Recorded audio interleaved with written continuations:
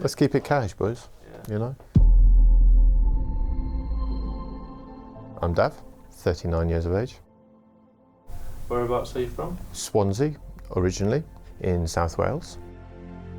Then I moved to London during my student years. From there, once I graduated, I moved to Surrey, and I've been there ever since.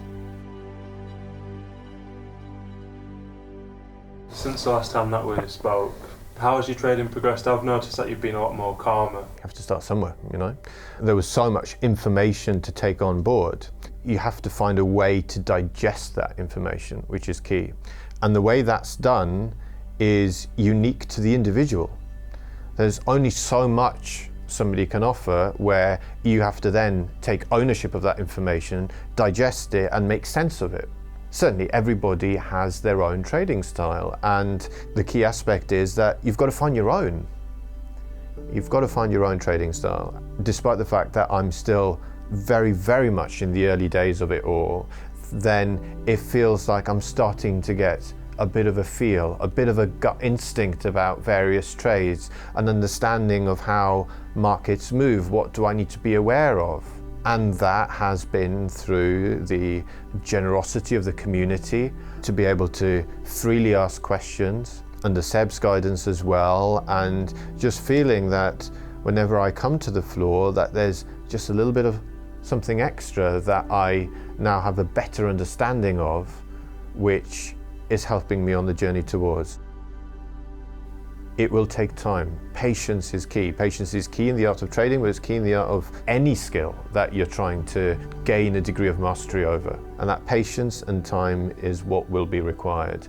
But what I do know and what I'm confident about is that I'm in the right place to be able to achieve those goals. And I think that is very fortuitous actually in the world of Forex, where I know the majority of people who have ventured down that path have found that it's been a case of trial and error before coming to FX Cartel, and then thankfully they found something that actually is genuine, actually works and provides results, and that's free for all to see as well, and ultimately that's why everybody does it. Matt said whoever comes to FX Cartel first has such a blessing because you don't need anything else. Well, for sure, and Matt's in a great place to be able to make that claim, because he has looked at other options. He has been there over an immense period of time. Finding the right community is not something to be taken lightly. Everybody's got something different to offer. Often when you're in need of something, whatever it might be, you know, so, oh yeah, there's a member there that's got the answer to that question, no matter what it is, and I think that's quite cool. What we're talking about here is a community of people that you will be friends with for life. And there's a lot to be said for that. So, you fucking suck.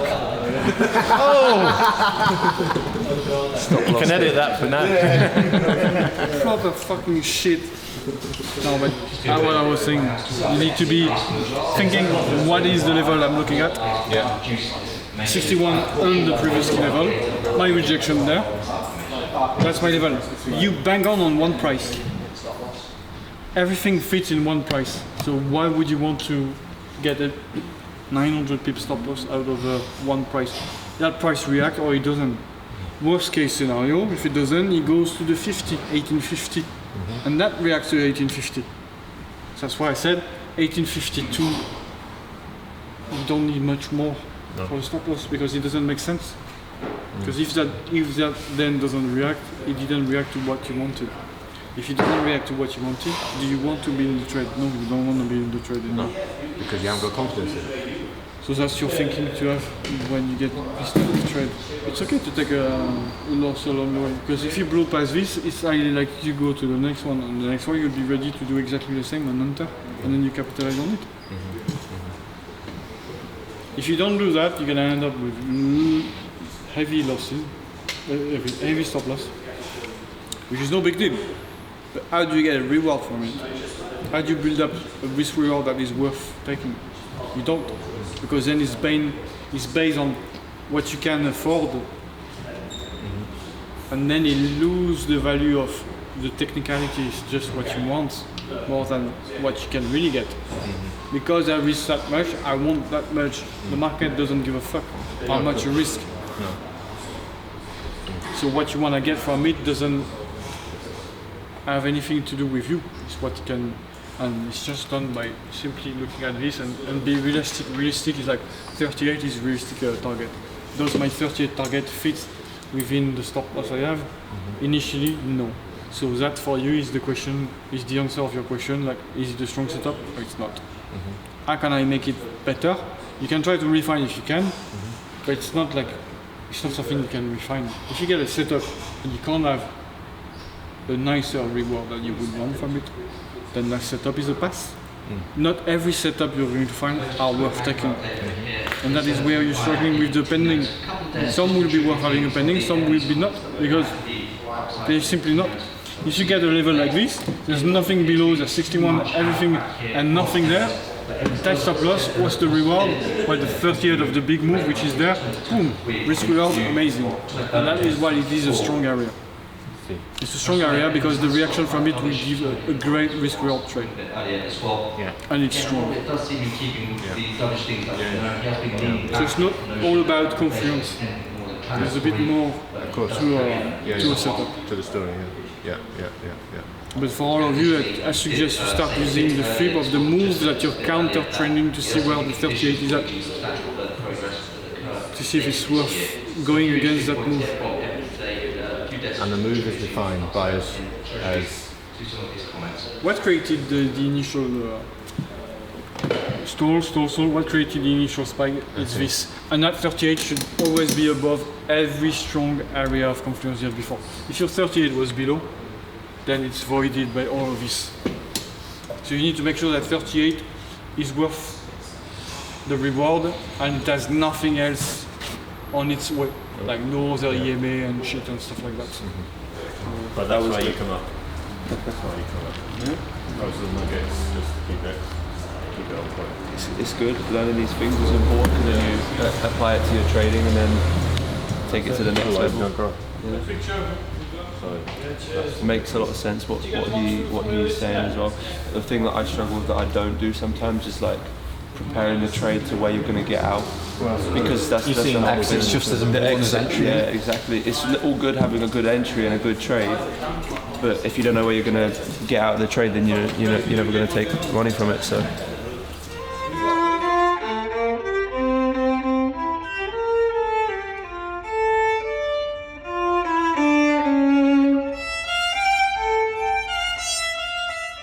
Music has, for me, always been an integral part of who I am. From early childhood, that was something that would always take a lot of my free time. Summer holidays, etc., would be on various music courses. So it became a discipline. It became something that I really enjoyed doing. I really enjoyed being able to focus on and to develop. I've got a lot of great memories from those very early days where it all first started, and friends that I made when I was 5-6 years old, and I'm still friends with now, who mentored the profession of music. So from there I went on and I studied it, hence why I travelled to London.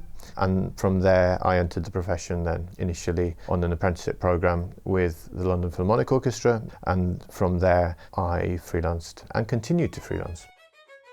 What instrument was it that you played? The violin. Was that what you studied at school as well? I went to school back home in Swansea. It was actually all through the Welsh medium, so Welsh is my first language in that sense. And music played a key part, but I didn't go to music school per se. What I did do was go to numerous courses and develop my playing in that way, and then from there with private tuition, etc., then that allowed me then to gain entry to the Royal Academy of Music once I finished at school. As part of the work that I did with the London Philharmonic Orchestra, then there was session work that came with that, which is part and parcel with the music scene in London. And the LPO, as we call it, was one of the orchestras that did part of the soundtrack for Lord of the Rings, which was then recorded at Abbey Road Studios in London.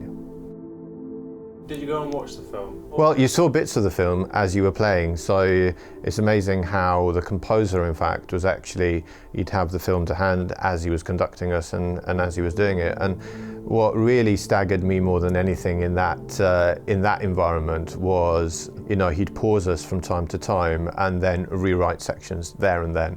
He'd call a break and then he would actually do it. So it was amazing to see how things were being tailored even at that very last minute stage where we were there, we were ready to record, we were recording, and yet some last minute changes were being made nonetheless, which made it immensely exciting, I must say. You did feel the buzz because somewhere like Abbey Road as well, you're very conscious of the history of the place, others that have recorded there, and you're very aware of that when you walk through because you have the signed photographs and the album covers are on the wall. And yeah, it's a place steeped in history and made it a really special memory.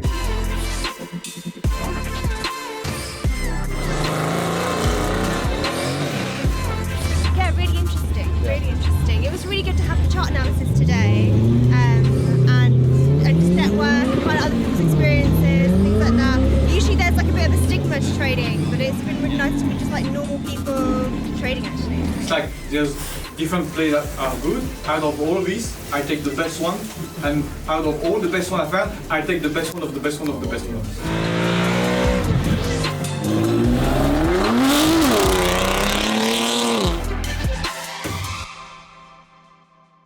What made you transition into sort of the car scene? And well, for me, automotive and cars was always a passion, something that I loved, very enthusiastic about from a very early age, in fact, way before I was able to drive. As a kid, loved cars. It was something that once I graduated, I was thinking, well, I wonder whether there'd be something I could do on an automotive side that would complement the music, in the sense that often during the summer months it can be a little quieter on the music scene, and certainly in London the main season comes to a close. Of course, then there becomes the summer festivals and there's that side of things, but you know, there's a change in pace nonetheless. And I wondered therefore whether there'd be something that I could do on the automotive side. I gained advice, one thing led to the other, and I then started putting wheels in motion, if you like, to start looking at what skill sets I would need if I wanted to realise that ambition. So there was a process then of tuition, discipline, again, a lot of aspects that I could relate to from my music upbringing. Fortuitous timing maybe, that Porsche then had a recruitment drive for driving consultants, as they call them, at the Porsche Experience Centre at Silverstone. It was quite an intense process where we were being reviewed not only on our driving but our interpersonal skills. Blimey, even fitness came into it that day with the Batak machine and reaction times, and there were many of us there as well. It was great then following that to be invited to join the team at Porsche, and I would freelance, and it did complement the music really well and continues doing so, because with events being primarily at their busiest during the summer months, then that complemented the music rather nicely, and it was nice to do something else that I felt really passionate about and that I enjoyed doing. Ultimately, that has always driven me, something that I enjoy doing, I would say. Following on from that, there was a similar opportunity with Mercedes, at Mercedes-Benz World, which is their premium brand experience centre in the UK. A similar process over numerous days there then led to me joining the team there as well. So it was a great introduction, seeing both brands that I also had a huge amount of respect for. It really did give plenty of variety, all the way actually from the off-road driving and what that entails. Mercedes, of course, well known for their G-Wagon product, and you know, the passion that those engineers show in that vehicle and that product, all the way through to the more track-focused vehicles from, as I say, AMG, and then the iconic cars from Porsche with 911 GT product, etc. He's got a huge wealth of knowledge in terms of motorsports, in virtually every aspect, anything to do with cars, racing, the industry, manufacturers. You could have a conversation with him for hours and hours and hours. It helps out as well because we do so many events. It's heavily car involved as well, everyone loves cars, so they start to meld together. Like one of the events that we've got coming up is the AMG event, and he's managed to organise it, and he'll be one of the instructors, which is great because you've got one of your own team on an activity event and you're enjoying it together. So what's better than that? Welcome to Mercedes-Benz World here in Weybridge in Surrey, the premier brand experience centre for Mercedes. There's going to be plenty of action with AMGs, G-Wagons, and I think the boys are going to have a lot of fun.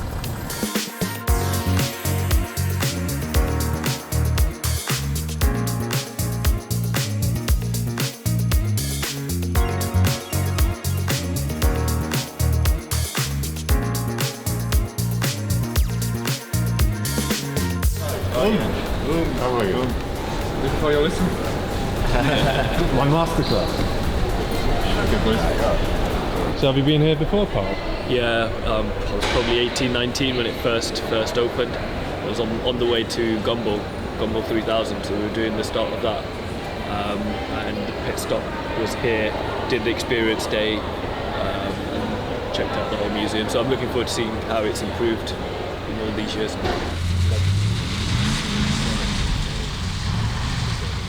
What do you think, Sean, so far? I mean, we've only just got here, but... Mate, absolutely brilliant. Just look at the cars on the track.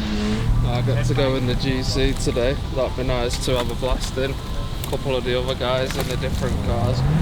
Good day out.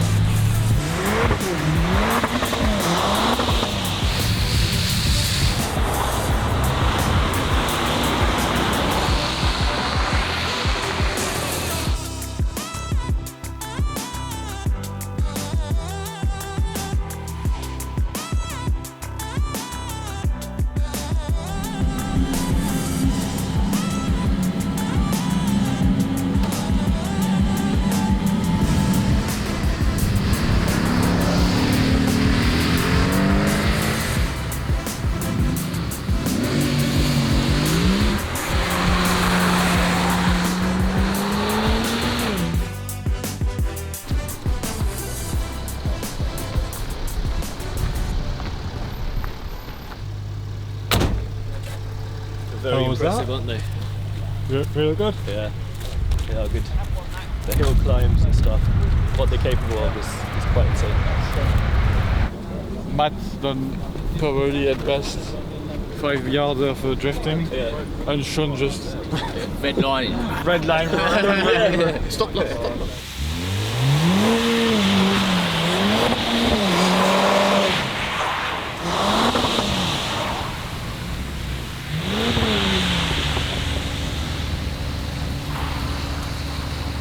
It's really odd though because it is so slippy and that's just not normal. It's a delicate touch, boys. A delicate touch.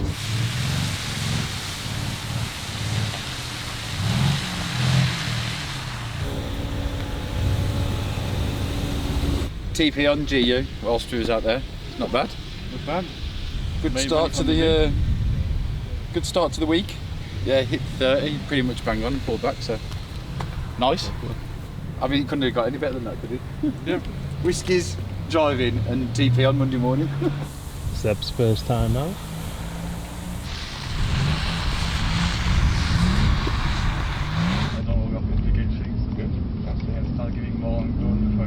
That's the idea. So you want to slow it down, more angle.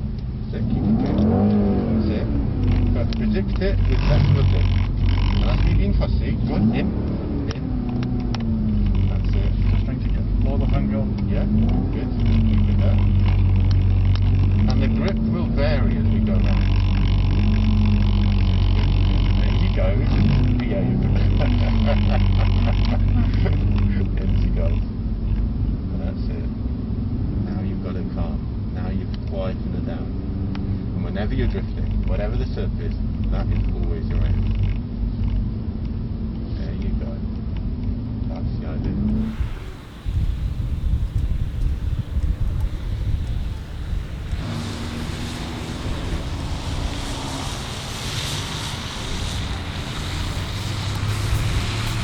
How was that? Nice. Did you catch that? Yes, you did. Was it 2 or 3 that you did in a row? Yeah, easy.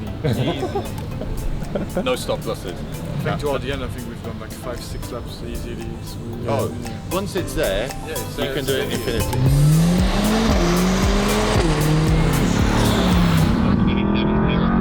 Relentless when you think she's proper warm now, you know.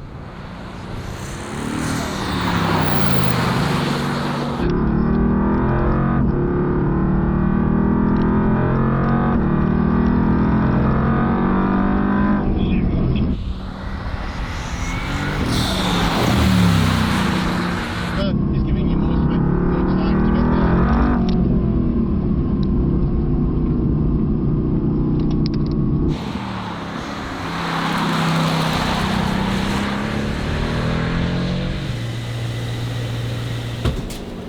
there. Go get another car. The brakes are finished, look, smoking as well. Fucking hell, what have you done to the car part?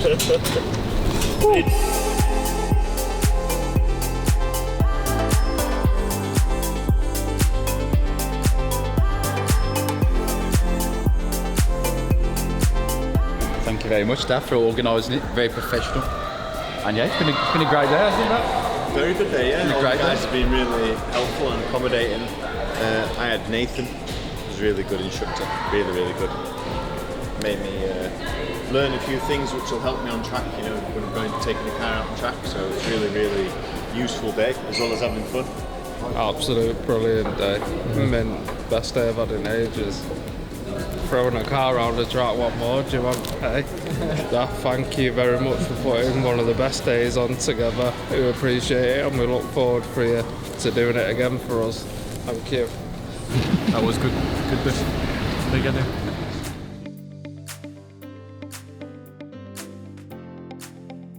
Looking back to the start of the journey, what was sort of the primary emotion that you had to combat with trading? I think patience is a key thing with trading.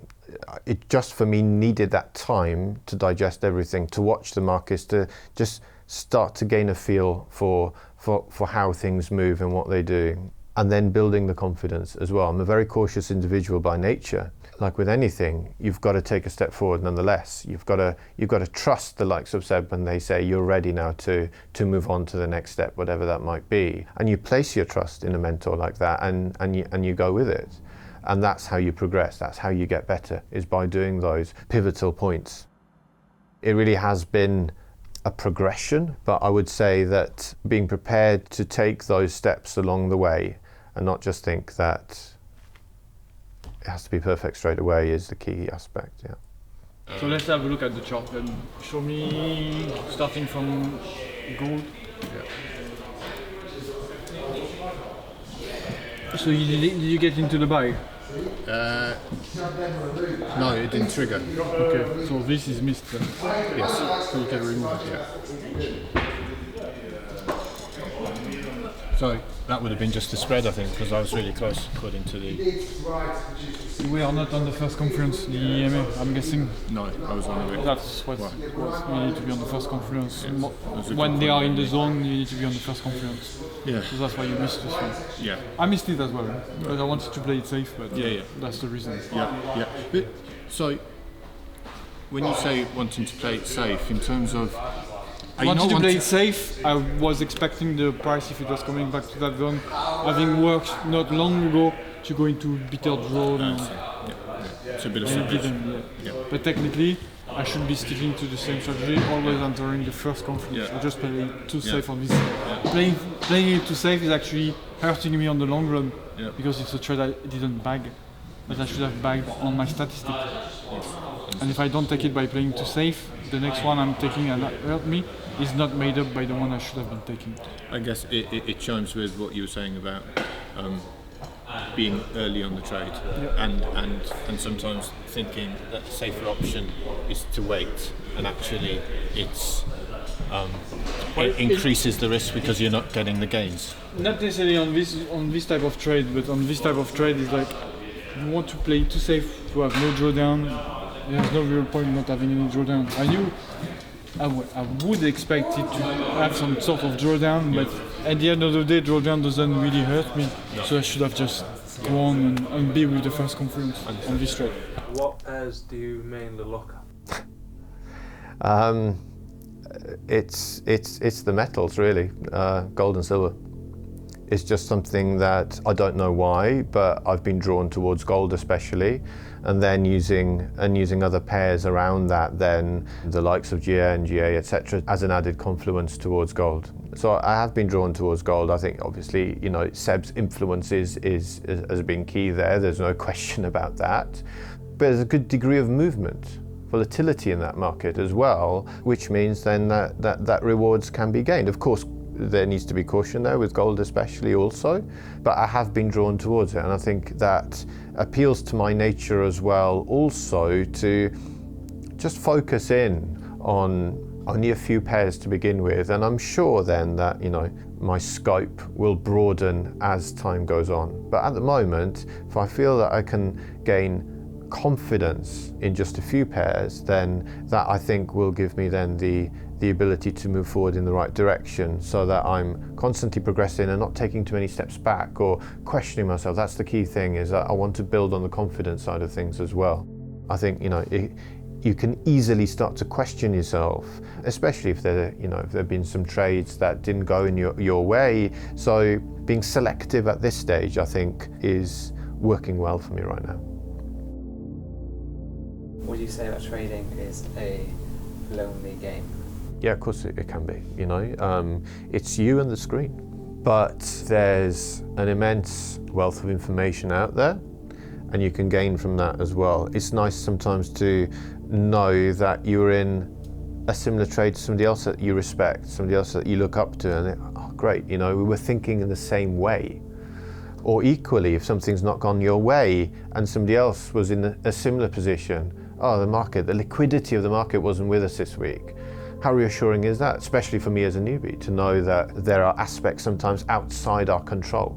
For those really wanting to progress, then you really need to feed from others as well. And I think everybody benefits from one another in that regard. Even Seb, to the extent that there's always a benefit from the conversation, learning from one another in that sense.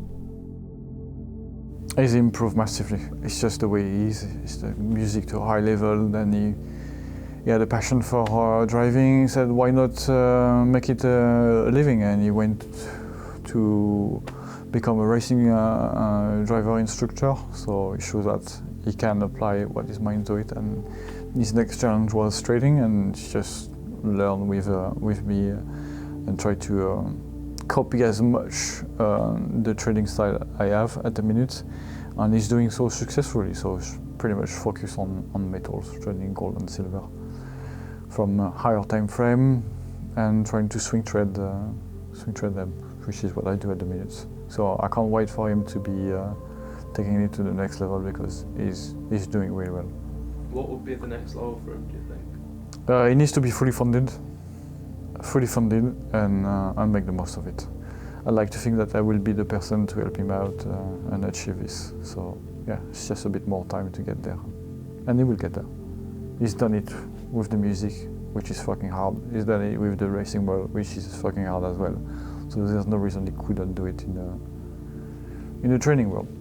Is he helping you in any other aspects of, say, the racing career? Yeah, so obviously it's a big thing for me now. I'm doing the opposite of him. He's come from the racing world to the trading world, and I'm making the opposite switch. So I'm coming from the trading world, and I want to go in the racing world. So it's an exchange of knowledge we are doing, and obviously he's got a huge network, so he's going to help me out with the whole racing, getting a racing team. So we just met today with a potential racing team and a racing driver I know, so to be my full-time coach. Because that's what you do when you want to get to the higher level. You get somebody that is better than you, and you make sure that it mentors you the right way, and that's how you're going to unlock the new levels. You can only go so far on your own, so trying to find the right person, and Daf is helping me out in this, because he knows the world, and he knows who's legit, because like trading, there is a lot of scam out there. There are a lot of companies that just after the money in the racing world, and they just don't give a fuck about you. So it's gonna help me out. I help him out, he helps me out. That's how we do it. That's what the network is all about here. That's what we are building, a network. I need coffee this morning when you've got a McLaren.